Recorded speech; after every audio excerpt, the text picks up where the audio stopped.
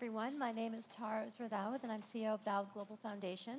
And we are global specialists in accessibility mobility. And that means when streets are being designed or mayors are thinking about how their city comes together, it can be absolutely forgotten, the unseen, the voiceless. And in this case, we're focusing on the handy-capable, but for some cities, we even focus on women's needs or children's needs, which are also often forgotten and voiceless in those conversations. So I'm Uzra Dawood, CEO of Dawood Global Foundation. Thank you. As people have stated earlier, the other panelists, it's very important to think of the vision first. And so the first step is having the stakeholders in the conversation. So that's where it's very important to have handy-capable, either representatives or experts, have a seat at the table when discussions are taking place. So as you begin looking at ways, obviously there are wide, unobstructed sidewalks to allow for wheelchair users, guide dog teams, and mobility devices. But you can also curb cuts, ramps at every intersection, level entrances to public buildings. When I've arrived in Riyadh and people have found out about my skill set, one of the things they've come to me and said, please help us in Riyadh. It's not just the metro, which we had the pleasure of visiting yesterday, but also the schools, the hospitals. They're not geared up, thinking in mind of the handy-capable. And so that's why when you go to the design and first steps, you have to look at all those elements. There's also low-floor buses. Have you ever tried to step onto the bus, which has a higher step ramp? It's not pleasant if you're especially a petite female, but imagine that you're accessible, like you're a handy-capable person. Having audio and visual announcements at stops.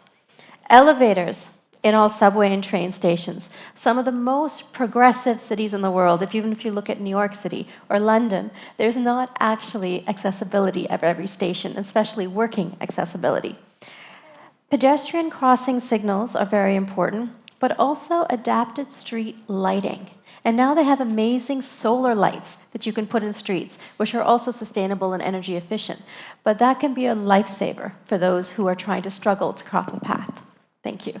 Ben, a really important point, because AI is actually a useful tool, particularly when it comes to predicting areas which are not as safe. So let's say you have an amazing design team and they do wide ramps and they do all the right places, but in a nearby area, there's places that you can easily trip or a wheelchair can end up not making it through on the street near the area. So with AI, you can have data analysis and predictive spaces. Where are accidents happening? Where are people falling?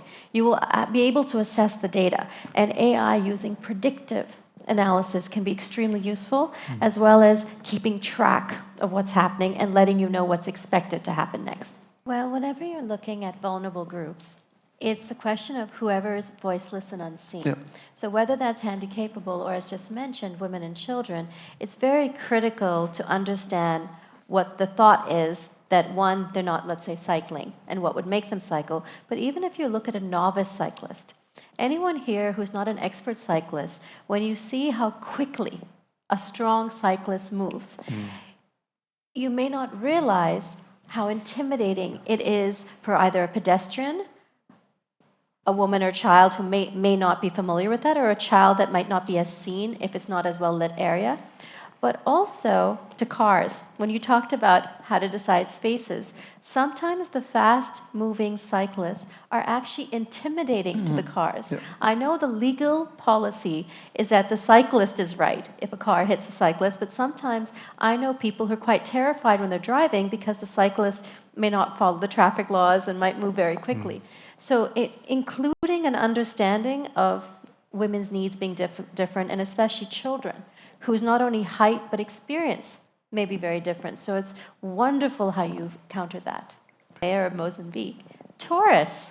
Yep. Tourists may come from a place where they don't have a big cycling culture or lanes for cycling. So when they enter, whether they're renting a car, it's incredibly intimidating. So I can understand why your friend froze, because if it's completely novel for them, you can train a local or someone there for a while. But if you are keen on a tourist population to your city, it's also something to take into account. Thanks.